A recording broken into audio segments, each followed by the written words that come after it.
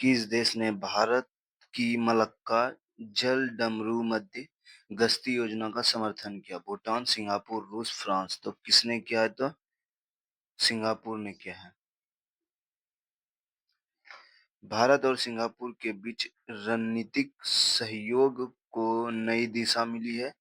4 सितंबर 2025 को नई दिल्ली में सिंगापुर के प्रधानमंत्री लॉरेंस वोंग ने भारत के प्रधानमंत्री नरेंद्र मोदी की बैठक दौरान सिंगापुर के औपचारिक रूप से भारत की मामला जलडमरू मध्य ग्रस्त की योजना का समर्थन किया।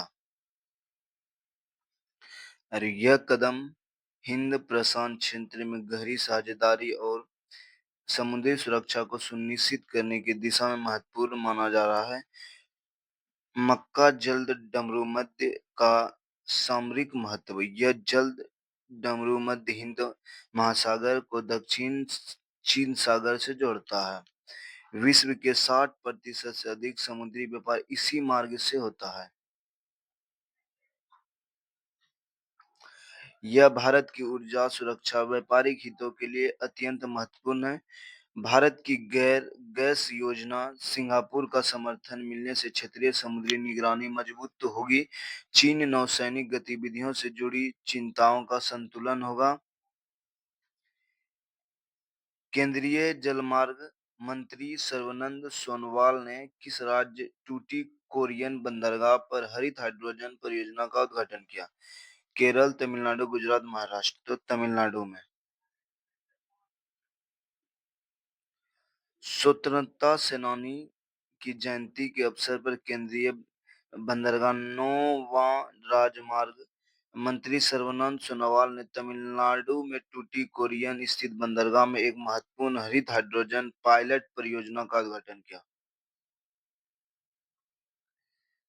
भारत का पहला गिद्ध ज्ञान पोर्टल किस राज्य में लॉन्च किया गया? असम, राजस्थान, उत्तराखंड, गुजरात। तो कहाँ में? तो असम में। असम की एक संस्था भारत का पहला गिद्ध संरक्षण पोर्टल डी वल्चर नेटवर्क विकसित किया गया। यह पोर्टल वी फाउंडेशन इंडिया द्वारा गुवाहाटी विश्वविद्यालय के प्राणी शास्त्र विभाग के मिलकर शुरू किया गया।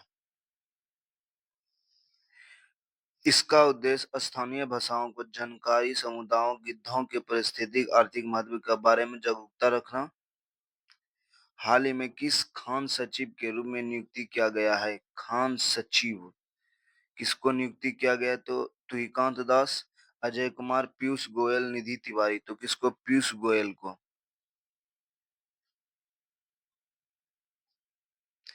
1994 बैच के आईएएस अधिकारी पीयूष गोयल को कांत राव की जगह नए खान सचिव का पदभार संभाला। इससे पहले वह नीति गेट ई के सीईओ में कार्यरत थे।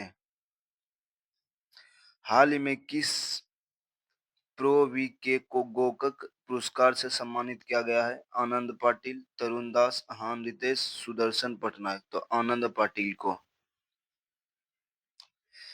मुख्यतः लेखक आनंद पाटिल को बाल साहित्य के अनेक योगदान में 7 सितंबर से बेंगलुरु में प्रो वीके गोकक पुरस्कार से सम्मानित किया गया। जियोर्जियो अरमानी कौन थे जिनका 91 वर्ष की आयु में निधन हो गया? फैशन डिजाइनर, इतिहासकार, वैज्ञानिक। तो कौन थे? Fashion designer. इटली के मशहूर फैशन डिजाइनर और रेडी टू वियर फैशन की क्रांति लाने वाले जियो अरमानी 91 वर्ष की उम्र में निधन हो गया। 27वां सरस और जीविका मेला किस शहर में आयोजित किया गया? दिल्ली, सोनपुर, फरीदाबाद, जेरूसलम। तो कहाँ में? तो दिल्ली में। 5 सितंबर से 22 सितंबर तक नई दिल्ली में होगा। इनमें से सभी राज्यों केंद्र शासित 400 से अधिक स्वयं सहायता समूह को महिला भाग ले रही है।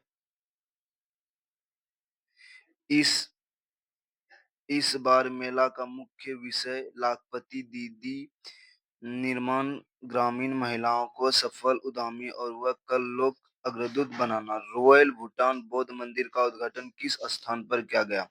राजगीर, बेंगलोर, मुंबई। तो कहाँ में? बिहार, राजगीर में। बिहार, राजगीर में।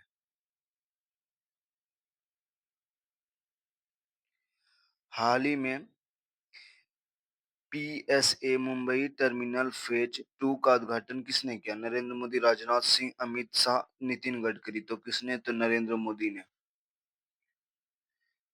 नरेंद्र मोदी ने सिंगापुर के प्रधानमंत्री लॉरेंस बैंक बैठक ने 4 सितंबर 2025 को वर्चुअल माध्यम से जेएनपीएम पीएसए मुंबई टर्मिनल फेज 2 का संयुक्त उद्घाटन किया। 2025 का सबसे लंबा चंद्रग्रहण कब हुआ? 7 सितंबर, 6 सितंबर, 5 सितंबर, 4 सितंबर। तो कब? तो कल के ही दिन 7 सितंबर को, 7 सितंबर के तारीख को। बिहार में आयोजित एशियाई पुरुष हॉकी चैंपियनशिप किसने जीता? साउथ कोरिया, भारत, नेपाल, चीन। तो किसने? तो भारत ने जीता, जो कि मेजबान राज्य था बिहार। बिहार में आयोजित हो रहा था। किस देश को शंघाई सहयोग संगठन की अध्यक्षता वर्ष 25-26 के लिए मिली? रूस, किर्गिस्तान, भारत, ईरान। तो किसको मिली? तो किर्गिस्तान को। किस राज्य में भारत का पहला डिजिटल कृषि निदेशालय गठित किया गया? मध्य प्रदेश, गोवा, असम, बिहार। तो आज का प्रश्न आपके लिए, कमेंट करके आंसर बताएं। आज के लिए इतना सही, धन्यवाद।